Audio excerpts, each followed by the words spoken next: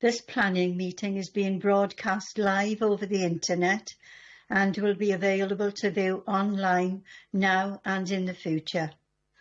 We welcome the use of the Welsh language at meetings. I have had no request for people to speak Welsh today, so this meeting will be conducted in English only. Those attending in the chamber, please be aware that we are all on camera and you may be visible on screen when people around you are speaking. And please remember to speak clearly into your microphones. Committee members participating remotely, can you please refrain from using the chat function and instead use the raised hand icon to indicate when you want to speak. And please remember to keep your microphone muted when you are not talking. May I remind members that as per statutory guidance made under Section 4 of the Local Government Wales Measure 2011 and our formally adopted hybrid meeting policy, any member attending meeting remotely must be able to be seen and heard by the members and officers who are attending the meeting, as well as by members of the public viewing the meeting. So can I ask that you all please use your cameras for the duration of the meeting? Thank you. Right, we'll move on to the agenda. Agenda item 1, attendance and apologies. Jade, do we have any apologies? Thanks, Chair. We've had apologies from Councillor Gordon this morning. I'm Councillor Dana James. Thank you. Right, we'll move on to agenda item 2, declarations of interest. Jade, could you please ask members in alphabetical order to state whether they have any interest to declare? Yep, thanks, Chair. So starting with Councillor Ashley, please. Thank you, Jade. Yes, items 4 and 5. Item 4, I'm the ward councillor for part of the bridge, and I'm also Cumbrian Community Council member. That's a personal interest. Number 5, I'm CC Cumbrian Community Council member as well. Personal. Thank you. Councillor Best, please. No interests. Thank you. Councillor Evans. Yeah, part of the South of Bath is in my ward boundary, and I'm also a member of the steering group for South of Bath. And that's item 4. Yeah. Thank you. Councillor Hawler, please. I have a personal non-prejudicial interest in agenda items 6, 7 and 8 as a consultee with being a member of Pontypool Community Council. Thank you. Councillor John James, please. Personal interest with regard to items 6, 7 and 8, again with regard to Pontypool Community Council. Thank you. Councillor Janet Jones, please. None that I'm aware of, Jade. Thank you. Councillor Mark Jones, please. None that I'm aware of. Thank you. And yourself, please, Chair. Nothing to declare, thank you. And thank you, Jade. Thank you. Councillor Slade, please. Oh, sorry. Yeah, I've got no interest to declare, but I must announce that I've been actively involved in the development to be considered under agenda item 5. Now, some people might consider this involvement as my having predetermined the application, so in the interest of propriety, I will leave the meeting while this agenda item is considered.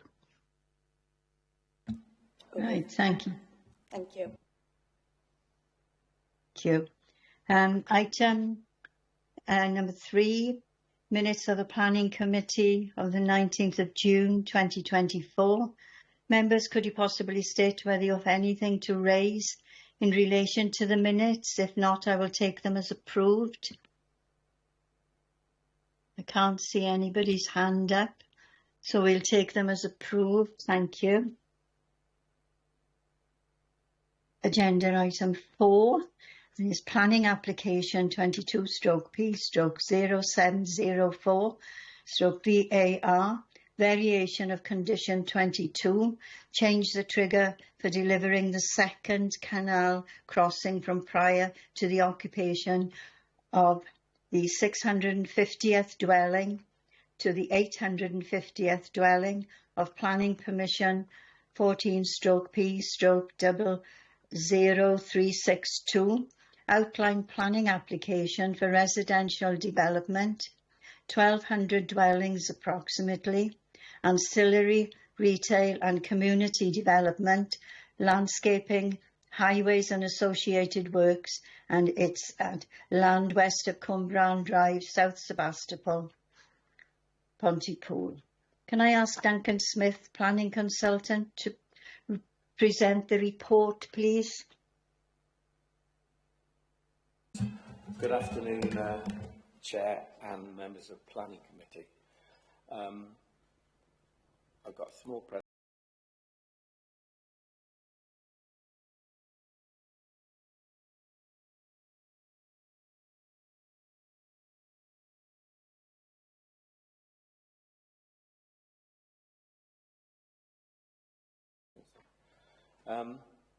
First of all,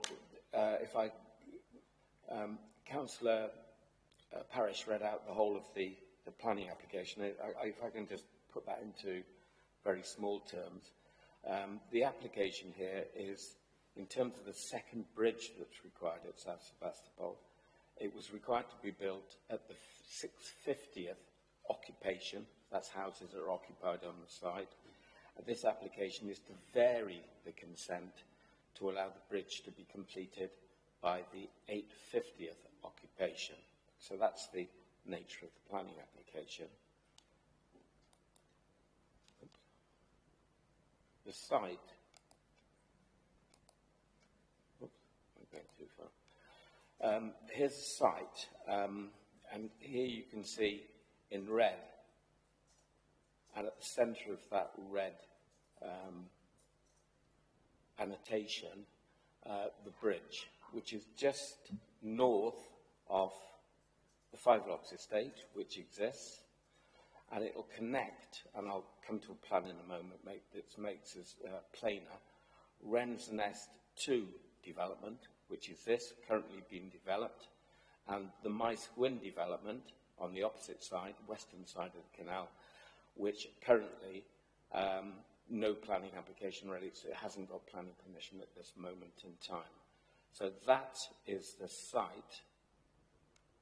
If I move on to the next slide, this is a master plan showing the whole of the South Sebastopol site, and it's marked out in phases. And I'll take my cursor to where the bridge is. Again, here's the Five Locks estate, and it's just to the north of there, and it's connecting, it will connect, it's not there at the moment, it will connect the blue area, which is Wren's Nest 2, which is currently being developed. Wren's Nest 2, Wren's Nest 1, pink, has been fully developed out, and this is the Maes Gwyn site here, this site, the yellow site, which currently no application relates to. And then on the western side of the canal, we're going to be concentrating on the western side of the canal. There are two colours. The orange is Hanbury Lock site, which is fully developed out. And then the green is Barcud Koch, which is currently being developed. And that includes two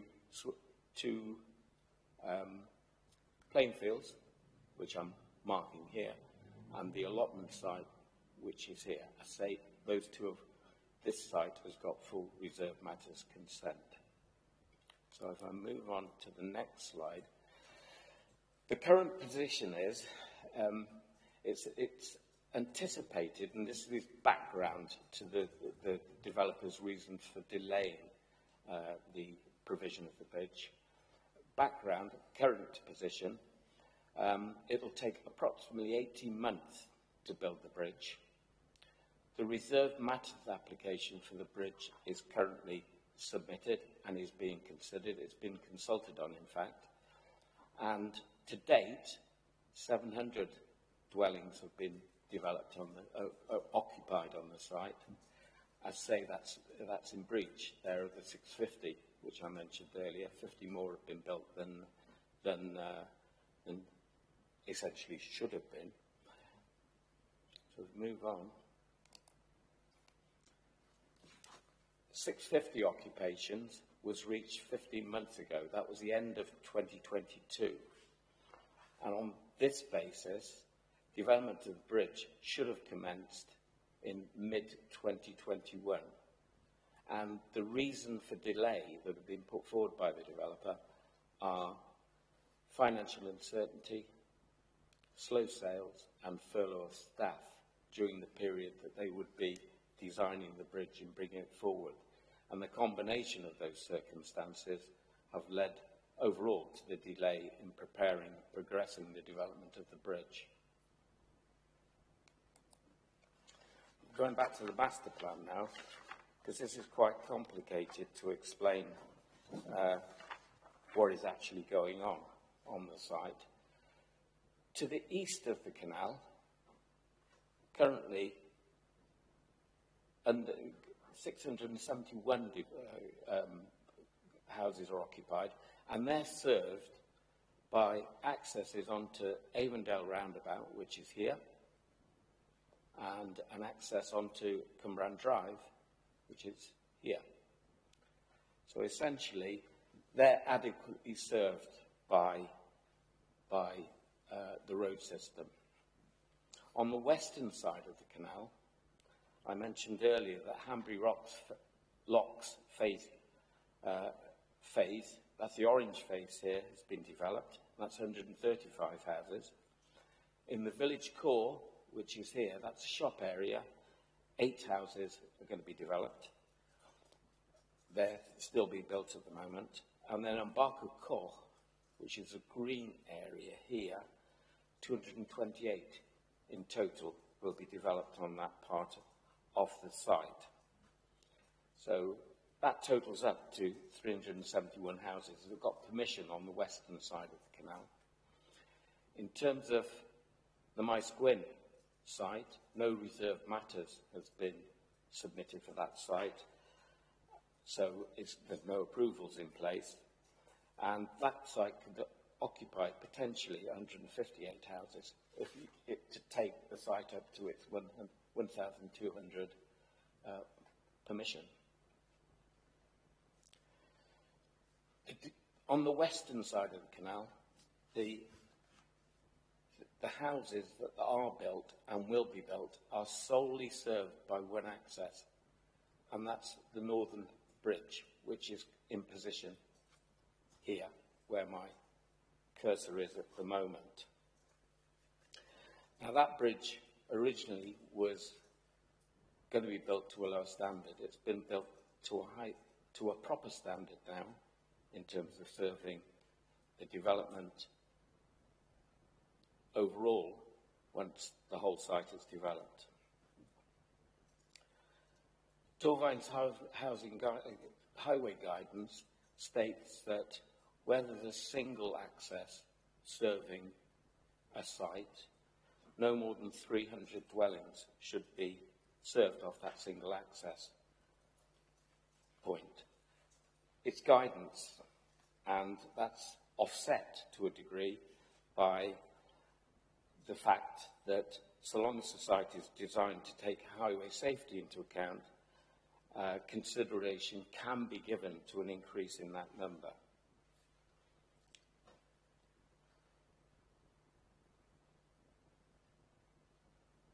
In terms of development of the whole site, the intention is to build the second bridge and then connect Maesgwyn site with the Barco Koch site.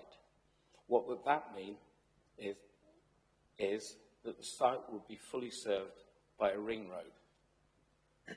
But obviously that is a little time off at the moment. So the key issue here is, given the 300 I mentioned earlier, which is guidance, would it be satisfactory for this site to have more houses than 300 built and served off the single access provided by the northern bridge. Now, I mentioned earlier also that on this side of the canal, 371 houses can be built with the planning permissions that exist. No planning permission exists on the Maesgwyn site, which is here.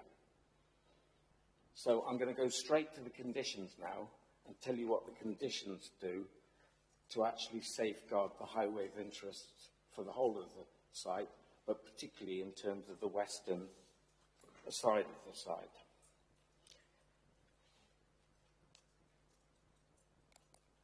Essentially, condition 3 will prevent vehicles, apart from construction traffic, utilising the link between Barker Coch and Maesgwyn. And if I go back to the slide, that is the link here, which isn't in place at the moment. So it would prevent vehicles using that link until the second bridge is in place. Oops, I've gone the wrong way. I need to get back in where I am.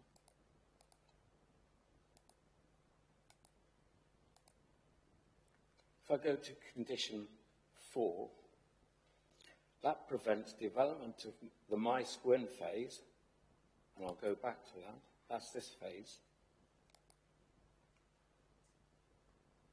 Prevents development until the second bridge is in place. So essentially, what that's saying is, this can't be built until the bridge is complete. And then the final condition requires the submission and approval of a construction traffic management plan showing the routing and details of construction traffic. So essentially, that will require us to know the routing of the construction traffic that will serve the site, and it will be able, through that condition, to control the amount of construction traffic that uses the northern bridge. So essentially, both the three conditions are in place to ensure that what's served off the northern bridge is acceptable, at an acceptable level, given the highway guidance.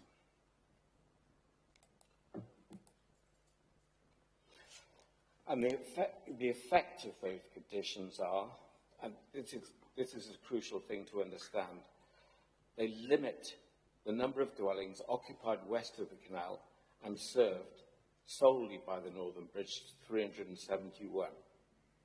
So essentially, go back to the plan, off the northern access, only 300, and this is the maximum, because Barker Coch is still being developed, and there are only 155 houses this side of the canal at the moment. So if it gets developed to its maximum, the question I'm asking is the northern bridge capable of dealing with the amount of traffic that will be served off that access? And what I'm saying is the maximum that we can serve off that access is 371.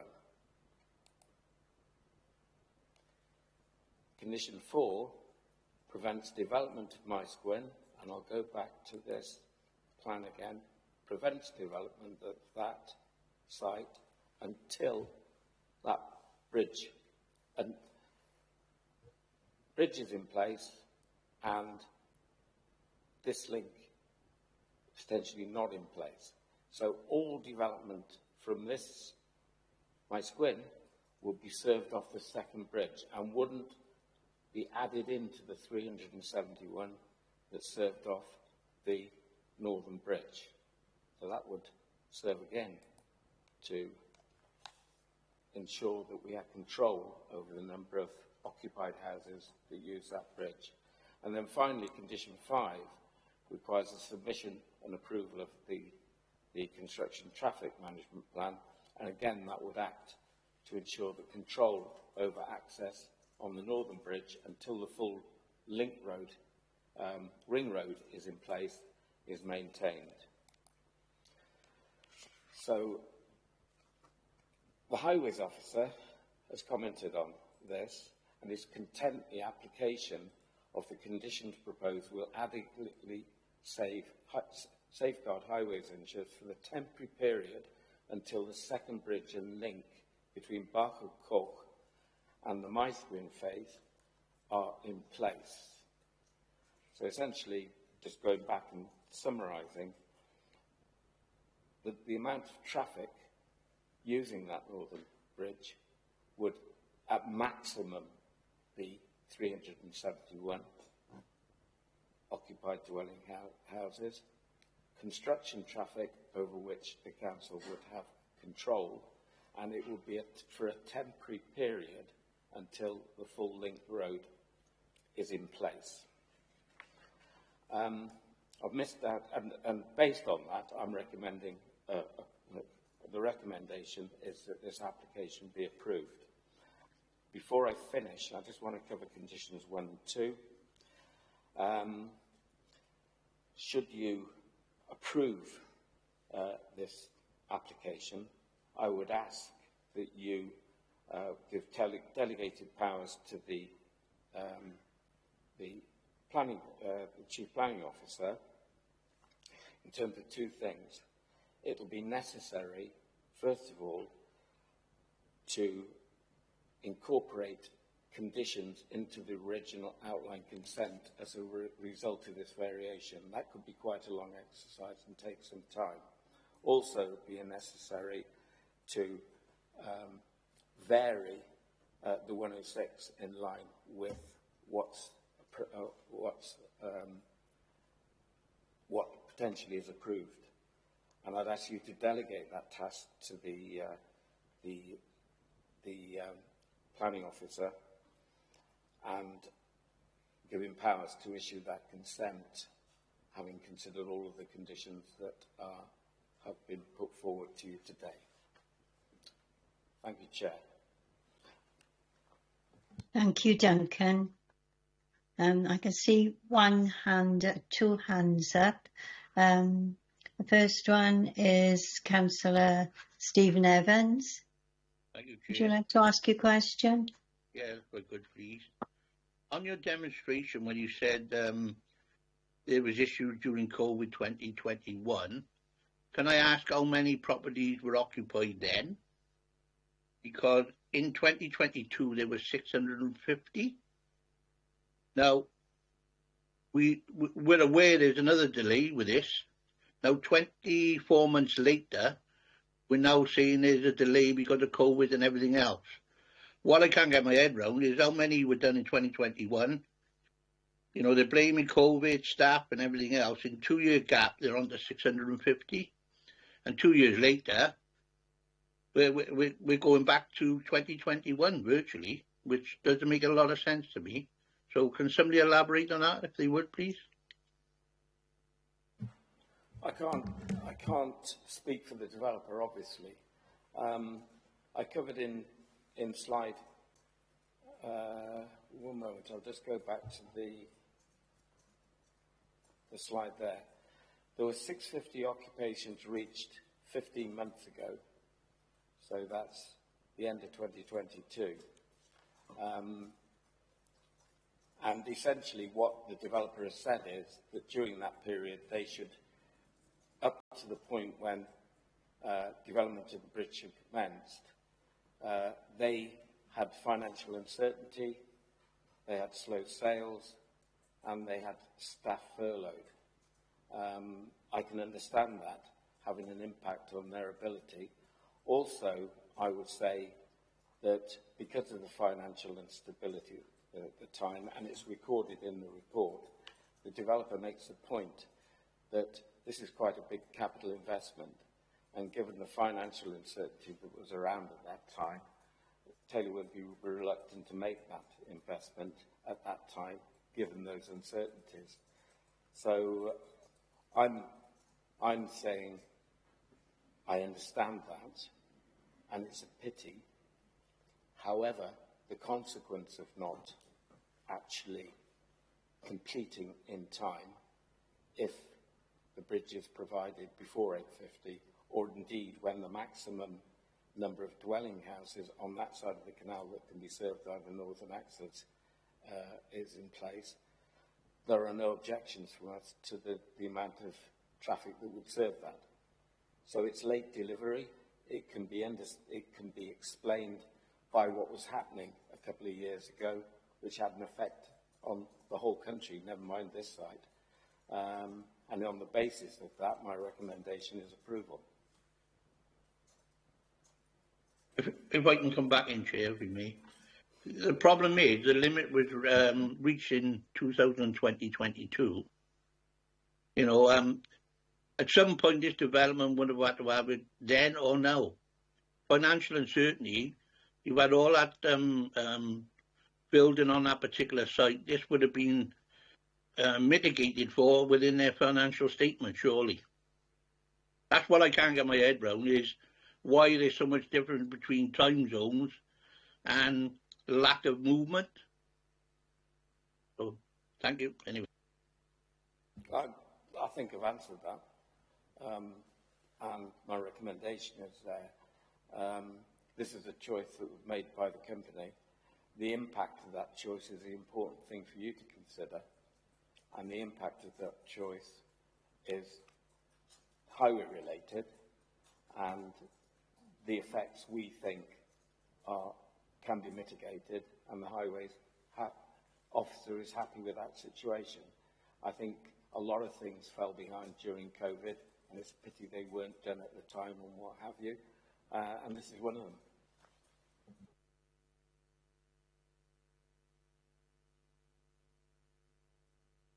Right, thank you, Duncan. The next one, I got Councillor Alan Slade. Would you like to ask your question? Thank you, Chair. My question is rather around the conditions. Aren't conditions 3 and 4 contradictory? I'll try and explain. It says, condition 4, this is, no development or site clearance shall take place on the Maesgwyn side. Yet, condition 3 allows for construction vehicles to pass between the Barcode Cook phase and the Maesgwyn phase. Why would construction vehicles need to be allowed access into the Maesgwyn phase when there's no development or site clearance allowed under condition 4? They seem to contradict each other. Simply to build the bridge which crosses the canal, construction traffic will have to travel into that area during the if planning permission is granted for the second bridge.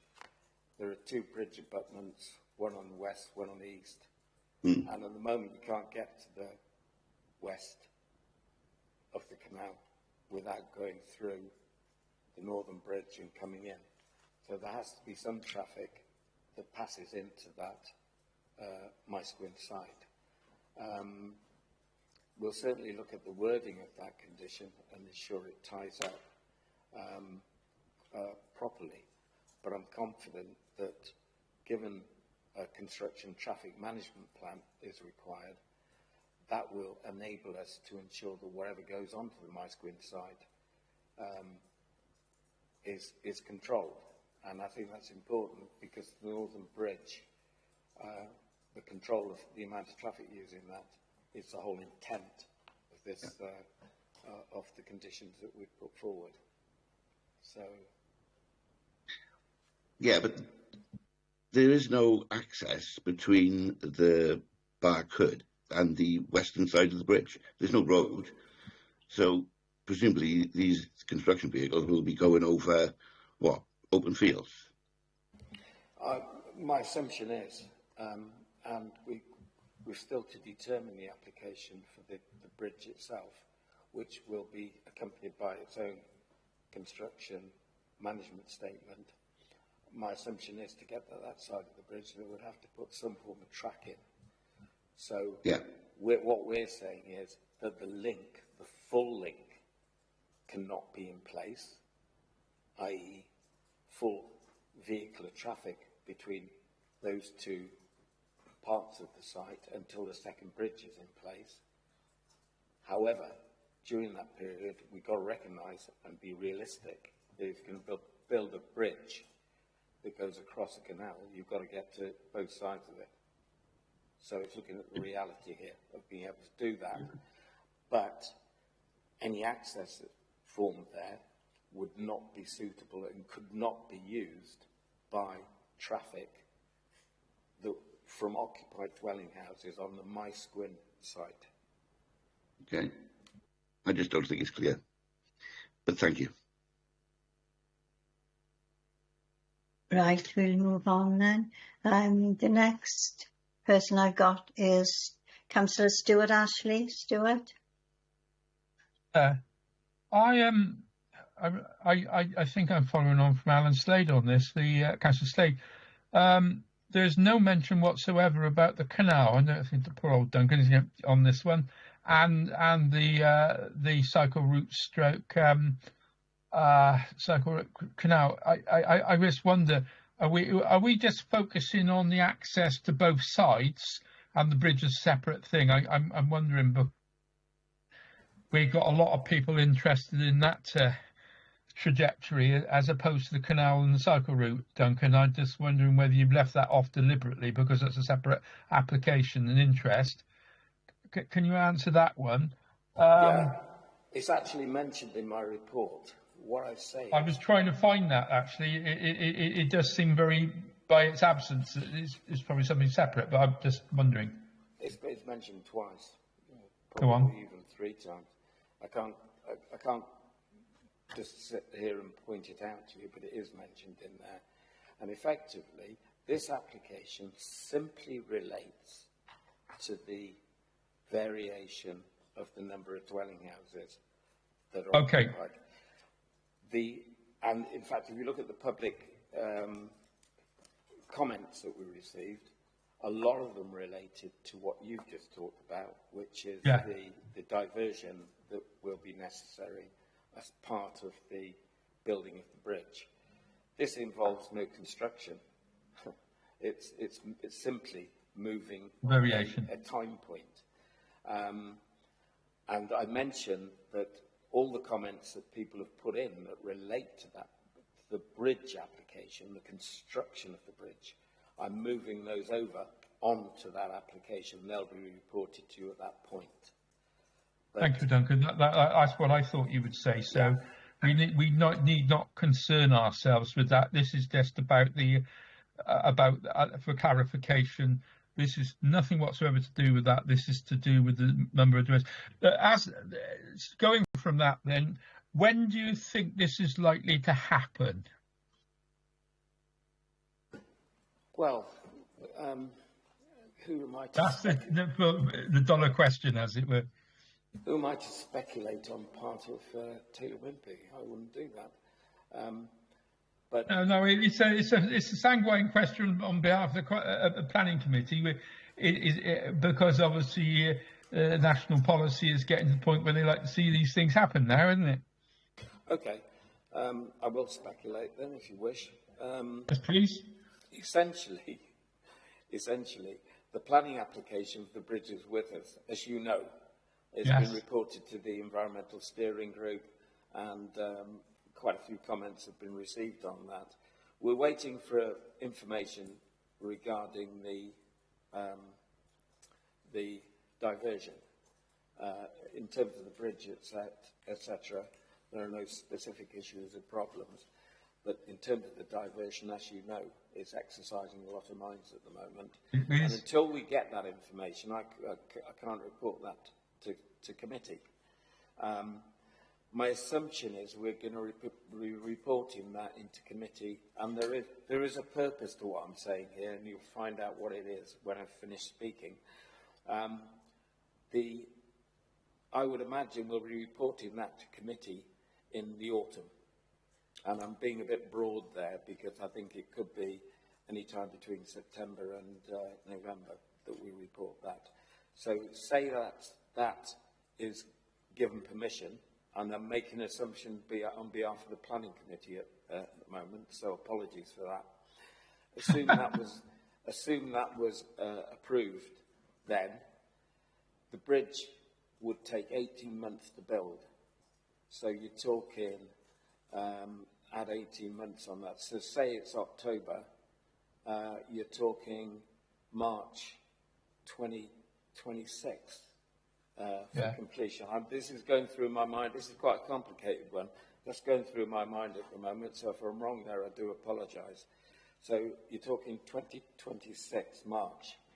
And don't quote me on that, please, because I did say at the outset I'm not going to speculate on behalf of Taylor Wimpey.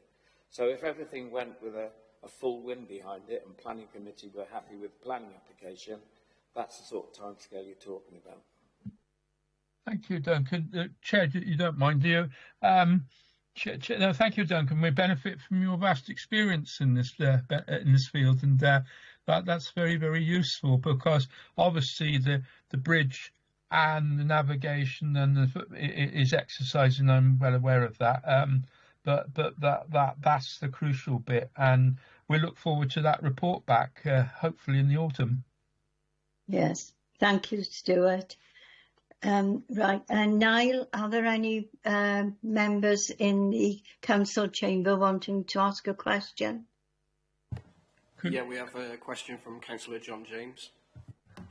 Yes. Okay, it's not a question. I just think this is we're talking an academic moving slot in time here, and I'd like to move for approval. I was about to do that, John, but yeah, I'll second you. Right, it's we've had a we had a proposal. And I've Are you going seconded to it. second it, Stuart? I'm about to second it, yes. Right, okay then. Right. Niall, could you please ask members in alphabetical order to state whether they are for, against or abstaining, please? Yes, of course, Chair. So if we could start with Councillor Ashley. For. Councillor Best. Sorry, Councillor Best, could you repeat that? Sorry, as I said, for. Thank you. Councillor Evans. For. Councillor Haller. For. Councillor John James. For.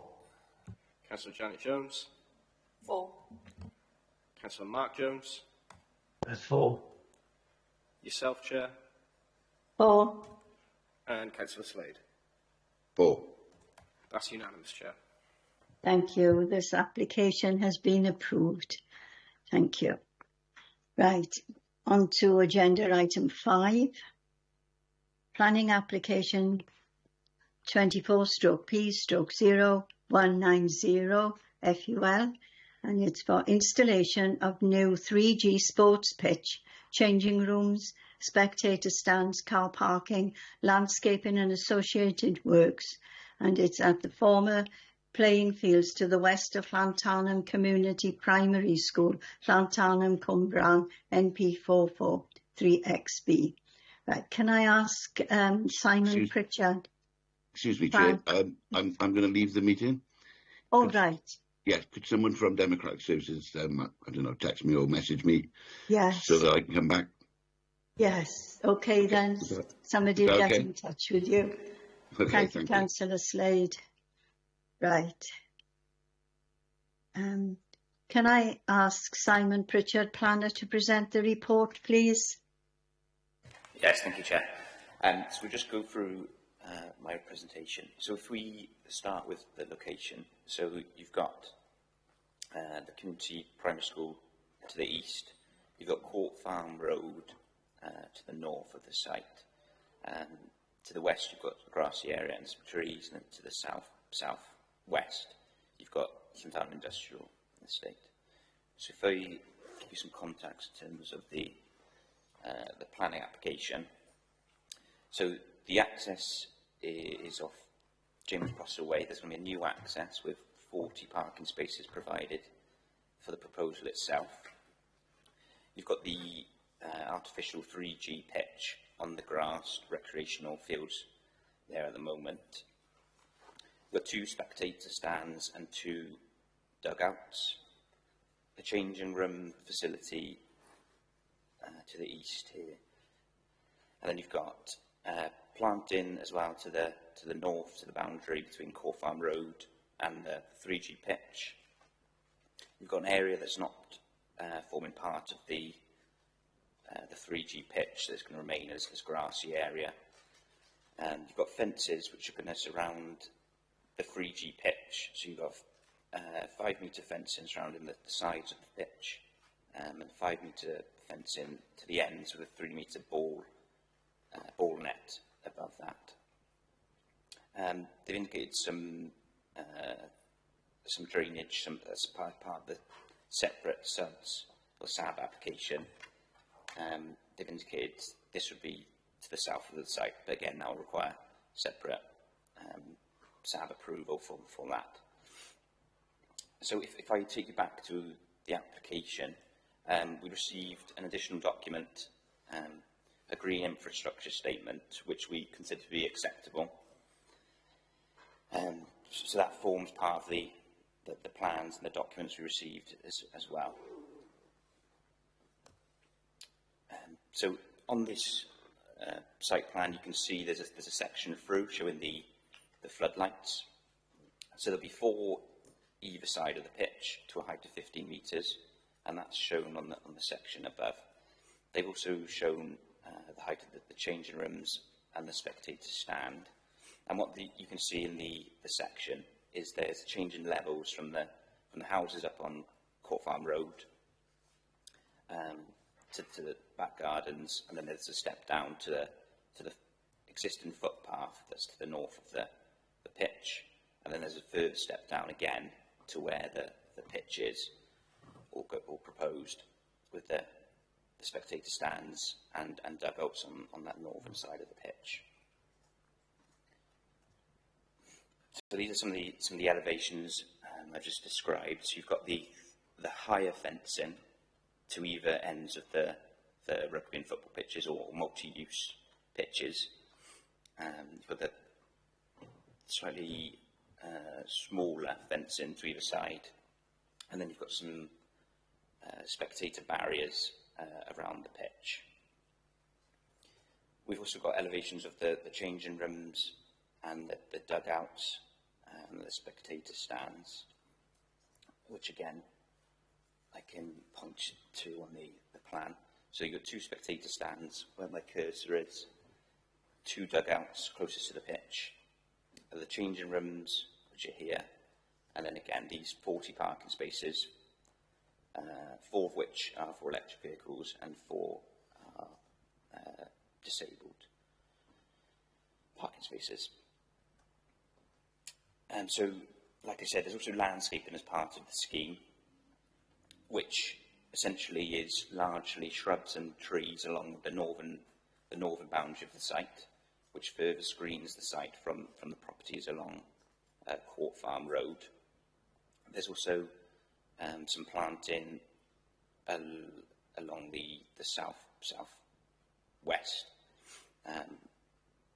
which is going to be left to naturally colonise as part of the subs application. As part of the application, because of the 8 floodlights, there's going to be some spillage, although largely what the applicants put forward as part of their plans is that spillage into the trees and the planting area of the habitat and the Dowlice Brook to the south. It's going to be less than 1 lux, and again to the properties along Court Farm Road, again that's going to be less than 1 lux.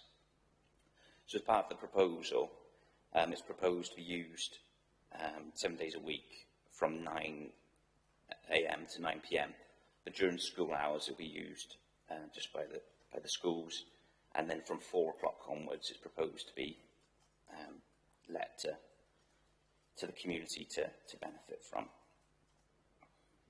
So if I can just point out where the fencing is for committee. So that there's fencing around the pitch itself, and that's for security for the pitch to prevent damage to the facility. And and then you've got a further gate up here where it's existing, and there's a further gate again, which is further up onto the James Crossway. But we're mainly concerned with the fencing. This application is to do with the fencing here around the car parking and the fence to the north east of the site.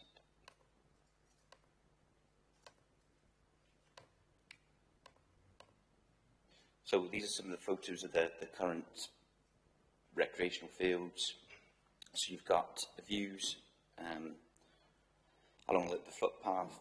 You've got views up from the rear of the site up towards Court Farm Road, and you can just see the gradient of the slope as it goes up to the footpath that runs along the back of these houses and the house itself.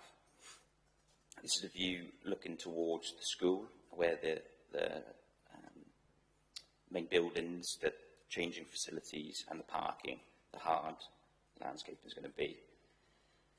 And you've got, again, you can see the difference in levels, and the landscaping and the trees and shrub planting is largely going to be along this footpath and between the footpath and the proposed 3G pitch.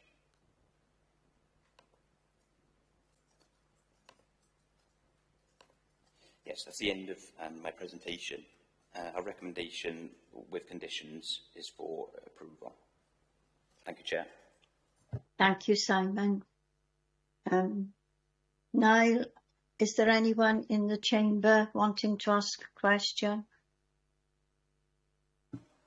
No questions at this time in the chamber, Chair. Okay, then. I've got the first one with a hand up is Councillor Stuart Ashley. Stuart? It's not a question. I'm wondering whether I should absent myself from this. I'm the chair on Cwmbran Community Council Environmental Sustainability and Planning Committee, and I'm wondering where, as there's quite a representation by the Lantana members, whether I should absent. So what's your view on this, Chair? We haven't got a lawyer. We haven't got a lawyer here, have we? Yeah, I will ask Polly, are you there? I am, Chair. Councillor Ashley, it's entirely up to you what your decision is around interests and predetermination. If you feel that you're a member of that committee and you've contributed to those contributions, it may well be better for you to leave the meeting. I didn't. They did. That's the point. I'm not sure where you go with that. I mean, I can shut up and not contribute to this discussion. That might be safer if I do that. So you're just a member of Cwmbran Community Council? I'm the chair of our committee on that council, and obviously I get it. They make their representation to that committee. I don't actually. They make representation to us, and those views there are theirs, not mine. And you've been appointed to Cwmbran Community Council by the council? Yes. Yeah, so you've got personal interest, and you've declared that at the outset of the meeting? I did, yes. Yes, so, that's fine. Okay. But it's a matter for you. But for the point of view of this discussion, I think I won't say anything, all right? Okay, but it's a matter for you how you declare your interest. Well, I was going to say that this is a long-standing discussion point which is raised there, and obviously the members concerned. Now that's why I was going to say it's obviously been raised there about the flood potential of this particular site. That's what I was going to say, as long as I'm allowed to say that. And what have we done about it, basically? Okay, we've made a comment now. If somebody wants to answer. Yeah. Thank you, Polly. Right, thank you, Polly. That was the one comment. The other was about floodlights on these things, which is the comment I always make about it. That it's great as a curfew. The one thing, law of unintended consequences, because it seems to happen throughout Cwmbran by the very nature of the place. It's in a bowl. And I don't think Lantarnham's any different. Have you looked at where those floodlights can be seen by other areas? And I believe if you go look at Lantarnham, you've got areas up, because if you've got powerful floodlights that you can see. I just wondered whether officers that put these things in place actually look up in areas that are higher, because we've got it down here. and there are areas overlooking Lantern, and whether they look at the I don't know what you call it, the light having an effect for areas a mile or so up, because we get that residual shine. I'm sure it's something that happens with these floodlights all the time, but it was just something that occurred to me, because certainly elsewhere in Cwmbran we get the same problem because of the very shape of the place. Right, okay. Stuart, can you answer that please, Simon? Yes, if I can go to Councillor Ashley's first point. So as part of the application, we received a flood consequences assessment which looked at the land and its suitability. And as part of that, we consulted NRW, who are satisfied with the proposals and the features put in place to prevent or to manage flooding and flood risk. So the change rooms and the structures themselves are outside of those flood zones. I believe so. And NRW was satisfied with their modelling and the proposals which will form part of the separate SUDS application as well. So in terms of your second point, in terms of the floodlights, we received, I think in my report we've spoken about it, they're going to be seen from elsewhere outside of the site, because they are 15 metres in height. But we consider the buildings and the screen from the trees and the buildings, the visual impact on balance is considered acceptable. In terms of the actual lighting from the floodlights, so they'll have a shroud to prevent upward spill. They're obviously directional and placed around the pitch to provide the most directional lighting for the pitch and the users themselves. But we received a lighting plan as well, which showed spillage towards surrounding areas was minimal. In terms of it was less than 1 lux to the boundaries of the properties up on Core Farm Road, and again 1 lux towards the trees and the habitat features of the Downlice Brook to the south of the site, which again we consulted our ecologists on those plans. And they find that detail is acceptable and that lighting spillage to be acceptable. Thank you there. Right, thank you. Now I've got Councillor Mark Jones. Would you like to ask a question, Mark? Yeah, a couple of little questions really. First of all, the car parking. Is there other car parking nearby? Because 40 parking spaces for that facility doesn't seem a great deal. And secondly, what is the size of the pitch? Is it a full-size arena for youth and senior participation as well? And has it got the extra padding to allow rugby to be played on the facility? Okay, thank you. Thank you, Mark. Simon, could you answer, please? Yes, thanks, Councillor. So I think in our report we covered that there's going to be 40 spaces as part of the proposal. We also discussed there's parking that can be made available at the school. I think that was 30 spaces off the top of my head. And there was a further 26 spaces, I think, again at the school. Notwithstanding that additional parking, Highways are content with the parking, and also we've conditioned a further traffic management plan as part of the proposal. So there's additional parking that is made available at the school, which includes a coach parking bay as well. On your second point, so the pitch, we've got the measurements in the report. I haven't got them in front of me, but the pitch is to be developed to FAW and RFU standards. And in terms of the padding around the posts and that sort of detail, that would be outside of the planning authority's control. Thank you, Chair. Thank you. Yeah, if I just come back in, I didn't mean the padding around the posts or whatever, but there's a shock mat that goes under the surface, and obviously, like at Cwmbran Stadium, is football only. You're not allowed any rugby participation at all because you haven't got that extra shock mat. So I'm just wondering if we, for the the cost of this facility, I just want to put on the record that it is actually going to be adaptable for and allowed for rugby as well. Yeah, thank you. Yeah, so I think in our report we've highlighted the details that were made available to us. There's a multi-use facility that's suitable for rugby and football. And like I said, it's to FAW and the RFU standards. That's the detail we have. So yes, in short, that's your answer. Okay, thank you very much. Right, thank you. Now we've got Councillor Steve Evans. Steve, you got a question? Yeah, what I'd like to know, have we got a lifetime span for the pitch and how long it'll last? And who's going to do the maintenance on it? And my second question is, how are we going to be monitoring this particular pitch for antisocial behaviour? Just prevent any further damage with the, the stuff that's there. Will somebody answer them for me? Yeah. Thank you. Yeah, thank you. Simon? Thank you, Councillor Evans. So I think on both points, I think it'd be a matter for the management to manage the facility.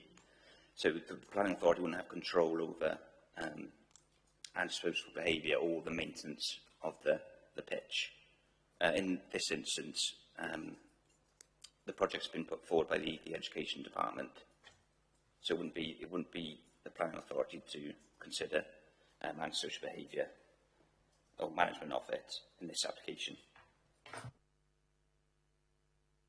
Okay, Steve. Yeah, no, that's fine. Do we know how long the actual pitch would last before it had to be replaced? That's a good point, actually. No, I don't. Sorry, I don't, and I wouldn't want to speculate and give committee the wrong information. That's okay, thanks. Right, thank you. Niall, is there someone in the chamber with a hand up? I don't believe Councillor Jones wants to ask a question anymore. As Councillor Evans already asked my questions. All right, okay. Thank you, Janet.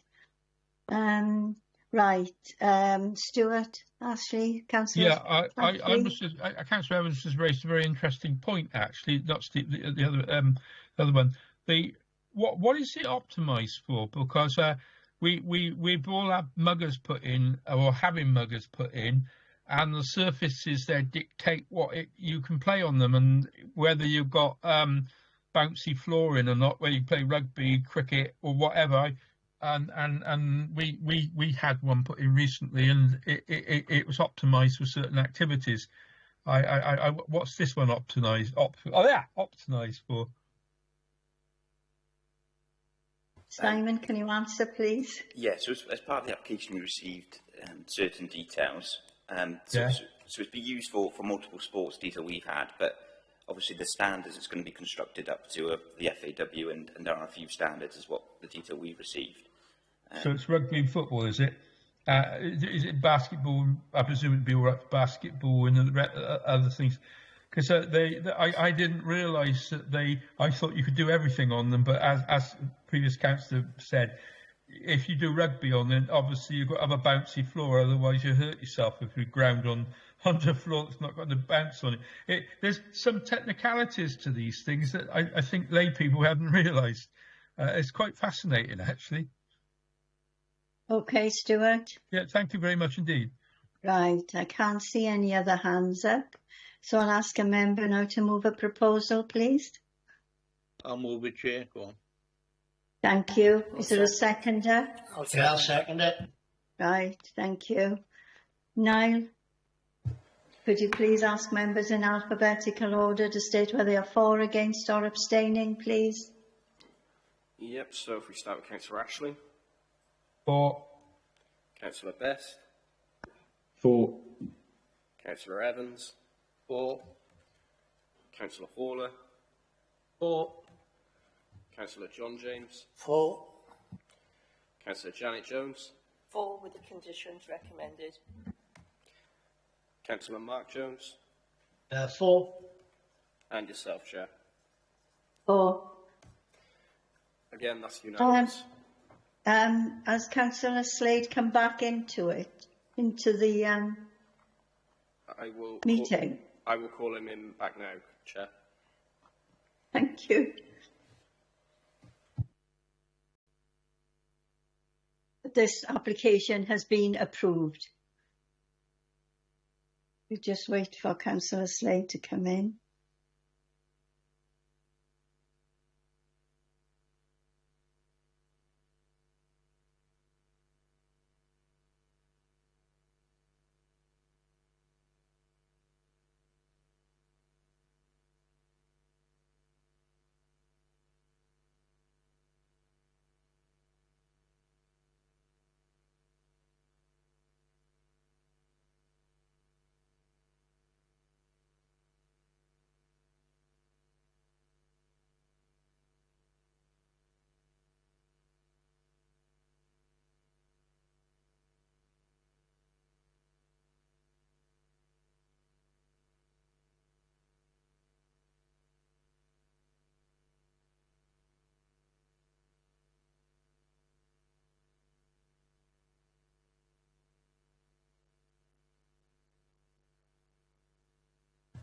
There we go, Chair. Councillor Slade is back in the meeting.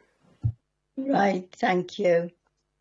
Right, we'll go on now to agenda item 6, which is planning application 24/P/0293/VAR, and its proposed variation of condition 2, approved plans and documents of application 23/P/0721 FUL for refurbishment of public toilet building to provide a cafe/restaurant and associated alterations, public convenience, and it's at public convenience, Hanbury Road, Pontypool, Torfaen. So can I ask Mia McAndrew, planner, to present the report, please? Yes, thank you, Chair. So hopefully you will all be familiar with this application, 23P/0721 full. It was approved in committee in December last year, I think, and it was for the refurbishment and extension of the public toilets on Hanbury Road in Pontypool to provide a cafe restaurant and associated work. So this application just seeks to vary condition 2, which is the approved plans and documents. So the approved scheme can't be implemented due to costs, so they've gone back to the drawing board a little bit and rationalised the scheme to sort of bring it within their budget. So this presentation will just be showing you the changes in the scheme, and the recommendation is approval. So for context, here's an aerial view of the site. So you can see the building here in the centre, and you've got the Italian gardens behind, and then you've got the Civic Centre opposite across the road, and also the listed war memorial gates attached to the building here. Here's some photos of the site from the front, and here's some photos of the site in the Italian gardens to the rear. So here's the building as existing. See the front and rear elevation drawings and the floor plans. So at the moment, you can access the public toilets off Hanbury Road, and it's the upper floor here. The structure beneath is just to retain the structure due to the gradient in the land. And there is just a plant room that can be accessed from the steps in the gardens. And I think that's got plant associated with the fountain in the gardens. So here's the approved upper floor plan. This is the proposed upper floor plan. So it would still be the same glass extension to the rear, and it would be the same footprint. There would just be some internal and external alterations, such as the 2 public toilets were proposed in the front projection on Hanbury Road, and now there would just be one there, and then the other would be in the proposed side extension, and they've reduced the internal bin store to accommodate that. A key change, and then there would be door changes on the front elevations accordingly. So one of the key internal changes is that the internal staircase would be removed. So the kiosk that was proposed on the lower floor will no longer be accessed from inside the building. It would be a sort of separate entity to the cafe restaurant, and you'd have to go around to the Italian Gardens to access it. So here is the approved and proposed lower floor plan. And you can see that the retaining structure under the existing building has been reduced as well, because they've reduced the footprint. This kiosk will only be provided in the proposed side extension to avoid them to have such a large retaining structure under the existing building. The previous proposal had a mezzanine level on the lower floor that provided some storage and some staff areas. This wouldn't be proposed anymore, but there would be an internal staircase on the lower level that go up to that existing plant room in the existing building. So here are the front elevations compared. You see the main changes would be on the side extension on the side, so you can see there would be an extra door added for the toilet that's been moved, and then also to provide access to that, they've removed part of the front boundary wall on the street. And here's the approved and proposed rear elevation. So the changes here are pretty minor. The supporting structure for the rear extension would slightly change. The posts would be slanted, and then also the kiosk with the doors would have moved over into the side extension. Here's the side elevations for comparison as well. You can see that the toilet door is moved off the side elevation at the front because it's going to be in the side extension. And here as well. So outdoor seating would still be provided for the kiosk. The footprint of it has been slightly changed, and the same outdoor seating and paving would be provided. And this just shows the comparison of the changes to the steps to the north of the building that connect the War Memorial Gates to the Italian Gardens, or one of the sets of steps from the gates that's closest to the building. So there's been a slight change in the footprint and the scale of it next to the building. And they're also now proposing railings along the top of the walls, which I think would have a bit of a poor visual impact, especially when you view it in comparison to the adjacent War Memorial Gates. But there is an associated list of building application with this scheme, which we're recommending a condition that will prohibit any railings being installed unless the details are first approved.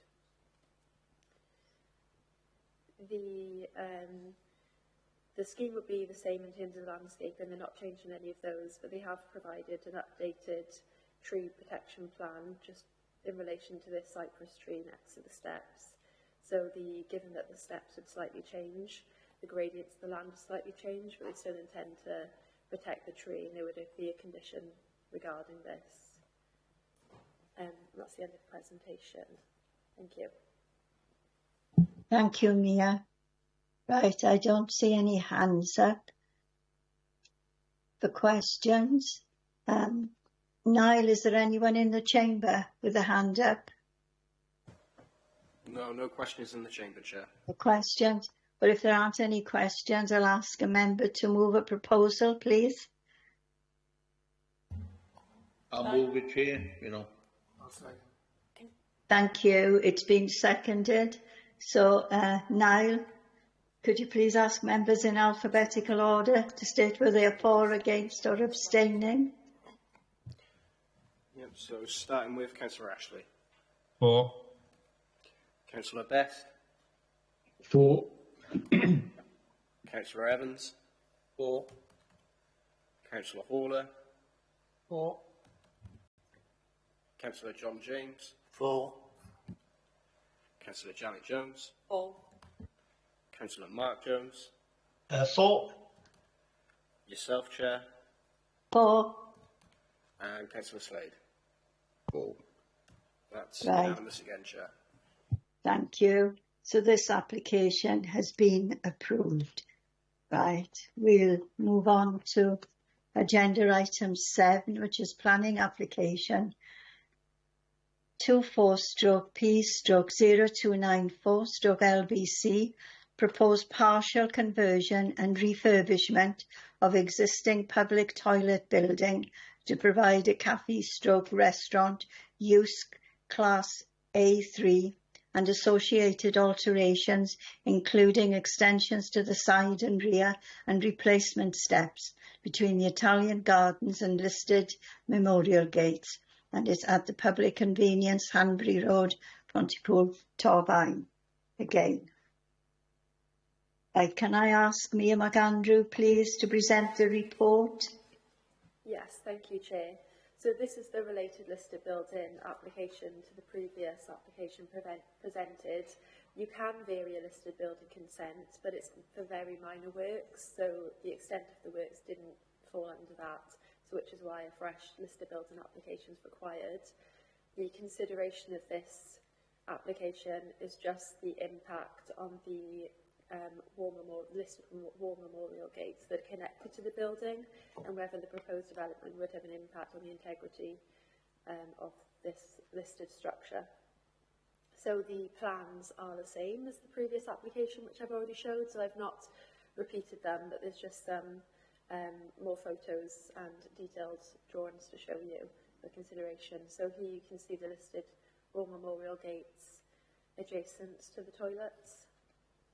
And here you can see where they're connected. And here you can see the steps as well to the rear that are connected. So on the top left of this slide, you can see the approved plan, and it's basically the orange, the area highlighted in orange was the structure to be retained, and then in green it was parts of the building that were going to be dismantled and rebuilt, and then the parts in blue were parts that were going to be retained and relocated. So as the scheme's been rationalised and they're just focusing on the side extension rather than interrupting more of the building as previously approved, you can see that this section, which is currently the women's toilets on the right, would just be retained, and then it would just be the blue bit then that would just be windows to be reused in the side extension. And for comparison again is the approved front elevations. And here you can see some 3D views of with a bit more detail for the scheme. And then as well with the steps. So as I previously mentioned, there'd be more conditions attached to this scheme in terms of getting details to make sure that it's all visually acceptable. So this would be materials, and it would be the railings, and there's a plant screen proposed, and also some venting as well off the back of the building. So it's just making sure that it would all be visually acceptable. So the recommendation is this list of building consent is approved subject to CADU's consent. Thank you. Thank you, Mia. Well, I don't see any hands up with questions. Proposed, Chair. Pardon? Well, hang on a minute. I'll have to ask Neil if there's anyone in the chamber with a hand up. No? We have no questions in the chamber. Thank you. Right. Right, a member move a proposal, please. Just proposed, Chair. Yes. I second it, yeah. Right. Do it in order. Thank you very much. Niall, I'm calling on you again. Could you ask members in alphabetical order to state whether they are for, against or abstaining? Of course. So, Councillor Ashley. For. Councillor Best. Councillor Best. Okay. Oh, you'll have to move on. Yeah, we'll move on to Councillor Evans. For. Councillor Haller. For. Councillor John James. For. Councillor Janet Jones. For. Councillor Mark Jones. For. Yourself, Chair. For. Councillor Slade. For. And I'll just check again. Councillor Best. No. No, we'll have to take it without him. Right, that's unanimous again, so this application has been approved. Right, we'll move on To agenda item 8, planning application 24/P/0340/FUL and its refurbishment works to car park, including the partial demolition and replacement of external stair block to provide lift, toilets and photovoltaic PV array, new pedestrian bridge, and partial replacement of cladding and associated works, and is at the multi-storey car park, Glantovine Road, Pontypool. So can I ask Mia, planner, to present the report, please? You're very busy today, Mia. Yeah, thank you, Chair. I've just realised, sorry, that the image on this slide is the wrong site, but there are some more images to follow that should provide more context. Okay. So hopefully you'll be familiar with this site as well, that we did previously approve a scheme at committee, I think it was earlier in 2023, for the development of the site as part of the Levelling Up Fund in Pontypool. Same issue again, that there were cost issues involved, so they've rationalised the scheme and come in with a fresh application. So here's an aerial view of the site. So you can see the car park here. It's got the flat roof with car parking on it that's available from the Tesco store or connected to the Tesco car park. And you can see the Civic Centre adjacent as well. And there's a stairwell on the northern end. Here's photos of the car park in context. You can see the next to the Civic Centre here. And from the residential street over to the south, and then the flat roof here. So here are the existing elevation drawings. So it's the brick finish on the building, there's arched features, and here's the stairwell on the northern side. So this was the approved development. It was quite bold. They were looking to really sort of envelope the existing building with a new structure. The key purpose was to provide all those solar panels on the roof, and they were also looking to make it a safer development, which is why there's a big glass extension on the front. So there would be a lift provided and some public toilets to compensate for the loss down the road, and a lift for improved accessibility, and also a pedestrian link then that would connect over to the adjacent Tesco car park. Some more images. So here's the existing plans with the red areas highlighted showing the proposed demolition. So the key changes would be on the northern elevation, so they'd be removing part of the stairwell and then also the cladding on the northern side. And here's the proposed plans. So there would be changes to the internal layout of the car park. So there would be a reduction from 260 spaces to 250, and they'd be providing 11 disabled parking bays, 4 electric vehicle charging bays, and they'd also be providing, just set within the building on the ground floor in this green area, they'd be providing 5 public toilets, and 2 of them would be accessible.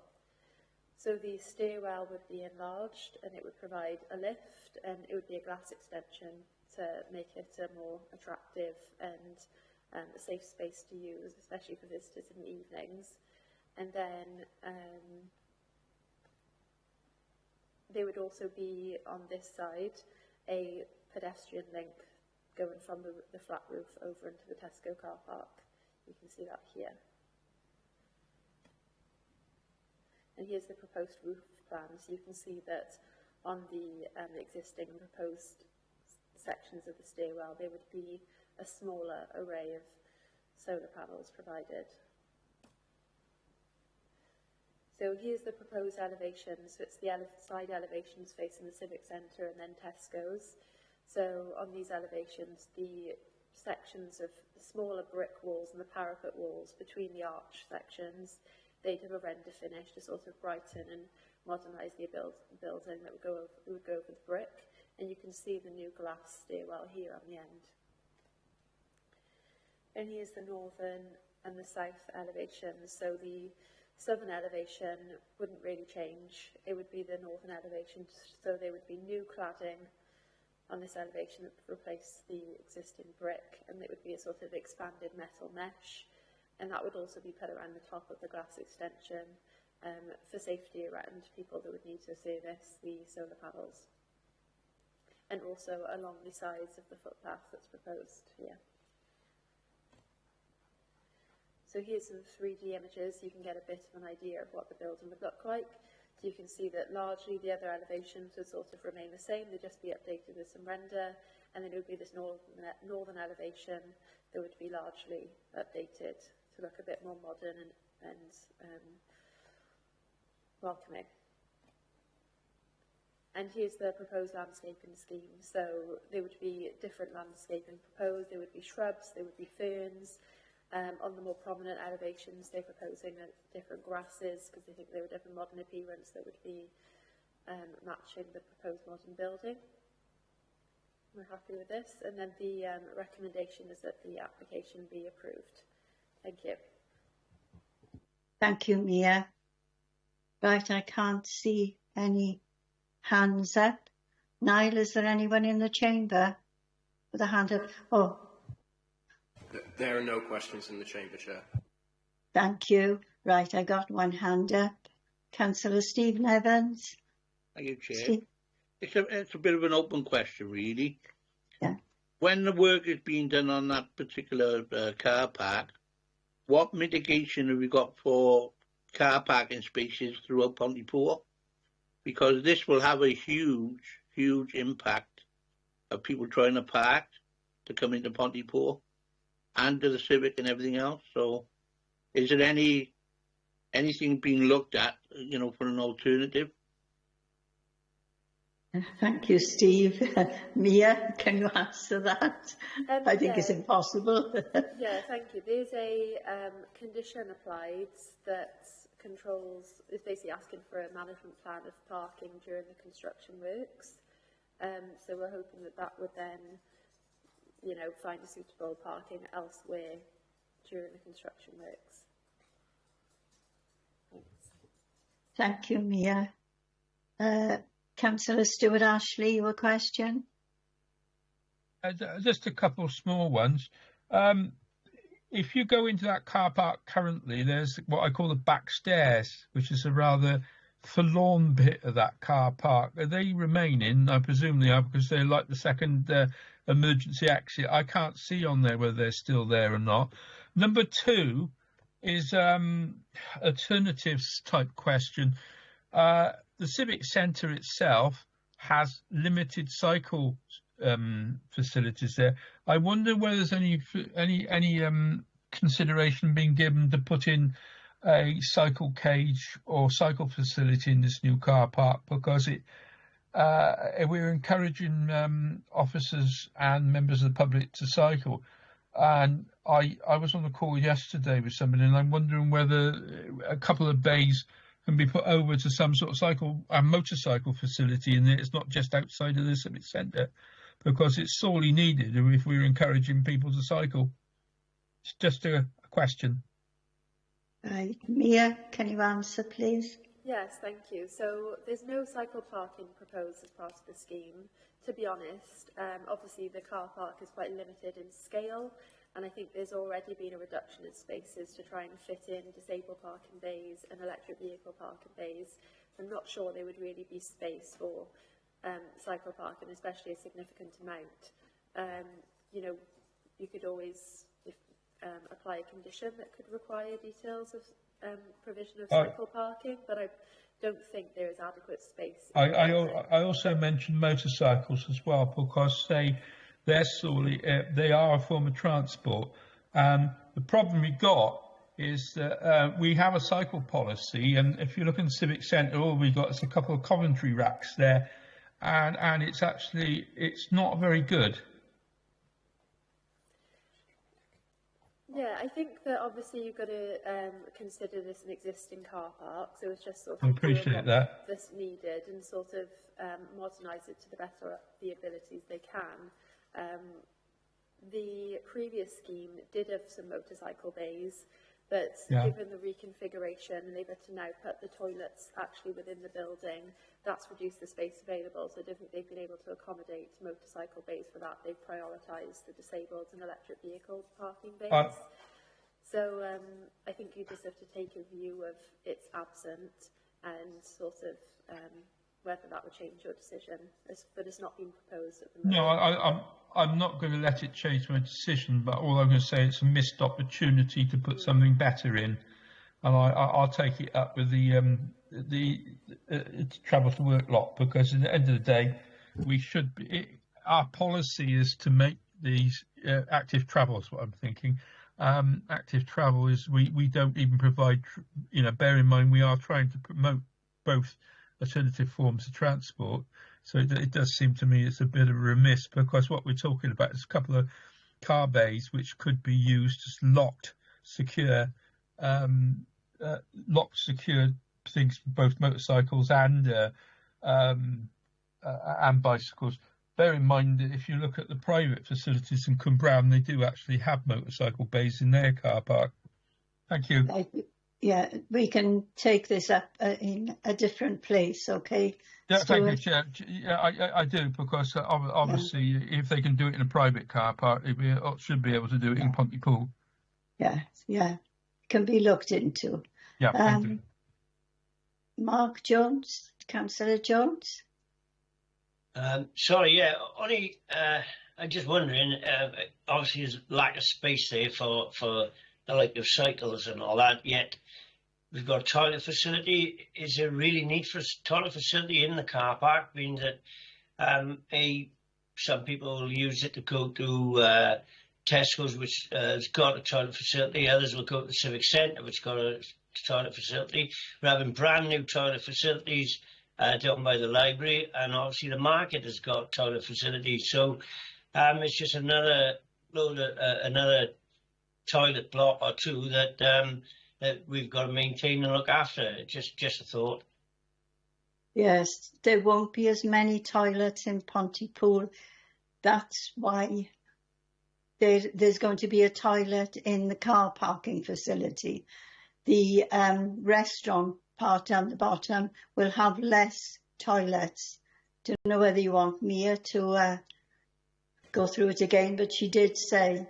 Yeah, exactly, Chair. And also that obviously in planning, we're not part of the design of the scheme. We just sort of consider what's put forward to us. So obviously Regen, as part of their, the whole Levelling Up Fund, have decided that that was a key priority, and that's what they put forward. And I'm not opposed to the compensation of toilets provided for the loss down the road. Thank you, Okay, Mia. thank you, Mia. Thank you. Right, there's no hands up with questions. So I'll have to ask a member to move a proposal, please. I'll move it, Chair. Thank you. Seconder. I'll second it. Yeah, go on. Thank you. It's been moved and seconded. So 9, I'm asking you again, please, to ask members in alphabetical order to state where they are for, against and abstaining. Yeah, that's fine, Chair. So if we can start with Councillor Ashley. For. Councillor Evans. For. Councillor Haller. For. Councillor John James. For. Councillor Janet Jones. For. Councillor Mark Jones. For. Yourself, Chair. For. And Councillor Slade. For. Again, unanimous, Chair. Thank you. This application has been approved. Thank you. Right. We move to agenda item 9, and it's amendment to Constitution, planning scheme of delegation. So can I ask Richard Lewis, Planning Development, to present the report, please? Thank you, Chair. Members may already be aware that I'm retiring from my current role at the end of this month. There has been some changes to the structure as a result of that, or planning service structure, mainly at the management level. And because of those changes, the Constitution needs to be amended to reflect those changes. So the recommend is simply that members agree that the Constitution be changed to reflect the new roles that are being proposed. And if I may, Chair, just to take the opportunity of thanking yourself and other members for the support they've shown to me and other officers during this time. Just wanted to sort of mark that. So thanks very much. I'm happy to answer any questions on this report. Thank you for that, Richard. Any questions? Councillor Ashley? I haven't seen these changes, Richard, but it would be useful to know what they are. Yeah, certainly. It's in the report. Sorry. I can't see the... I've got the report, but no, I mean the structure, that's what I mean, how that's going to affect things. Oh, right. Richard will tell you. Thank you, Chair. Yeah, it's very basically at the management level. My role, I'm not being replaced like for like. My role is being split into three, effectively. So there will be a new lead for development management, and that will be over building control, planning applications and planning enforcement, and a new lead over the local development plan. Obviously, the development manager post will be the one that will be affected by the Constitution, and that's the role that would need to be included in the Constitution. And that's the only changes really that have been put forward. So who is actually the head of service, if I may ask? The new, well, that hasn't been decided yet. Those appointments will be made quite quickly. They're not new posts. They will be from staff that are already existing in the department, but they haven't been appointed yet. Well, congratulations. Well, I'm sorry to lose you, Richard. It's always good to go and know someone's a friendly face, but I appreciate people retire. We'll do the item 9 first. Yes, thank you. Say something later, okay? Oh, sorry about that. Right. So, members, the recommendations can be seen on page 90 of the agenda. So could you please state if you are against the recommendations or wish to abstain? Otherwise, I will take them as agreed. So, does everyone agree? Right, there's nobody objecting. Right, so we have agreed on that. Thank you. Right, I'll thank everyone for their attendance and contributions. But before I close the meeting, I'd like to say a few words because Richard Lewis, as he's just said, the Head of Planning and Development, is retiring at the end of the month. And sadly, this has been his last planning meeting with us. And I'd like to thank you, Richard, for all the support and help you have been to me personally and indeed to the whole committee throughout the years. Richard, you have been patient with us all when we've asked questions, sometimes very awkward questions, and you have always answered in your very good-natured way, which we thank you for.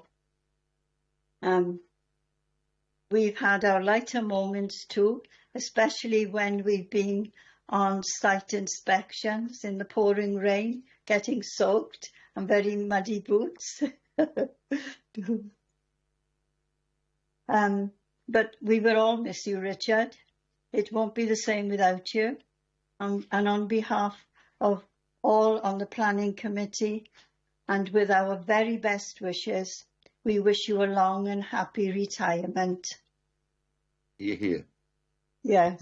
Anybody else like to say anything? Could I come in, Stuart? Just to say on a lighter note, we thought you were retired 6 months ago, Richard. So. Oh, that's a nice thing no, to you know, say. I'd like to thank you for the diligent work you've done for the plan. Yes. He's been fantastic, hasn't he, over the years? Right. Stuart, you want to say something? Yeah, sorry, Chair, about jumping the gun. Richard, I think you're used to me by now. And thank you, Richard. You've been very, very informative, very helpful, and always there when we're needed. And I can't say any more than that, really. And enjoy your retirement or wherever you're going. I hope, wish you, it's a strange place when you get out of doing a job like that, I imagine. Yes, indeed. Councillor Alan Slade, do you want to say something? No? No. No, not really. Okay then. Right. Someone in the chamber would like to speak? Yes, Chair, just to endorse everything we've all said. Best wishes, Richard, and thank you for being a fantastic supporter to me when I've had queries, but wish you well. Yeah, thank you, Janet. John Holler, Councillor, sorry.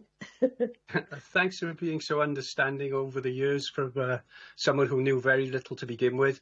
And I hope your plans for the future have met with no objections. That's lovely. Yes, we really all wish you well, Richard. Thank we you all very much for those kind words. Thank you. Yeah, we all appreciate it. Thank you. And I hope on your redundancy you're taking all your staff out for a good slap-up meal. Redundancy? He's retiring. So come on. Right. After that, now I will now close the meeting.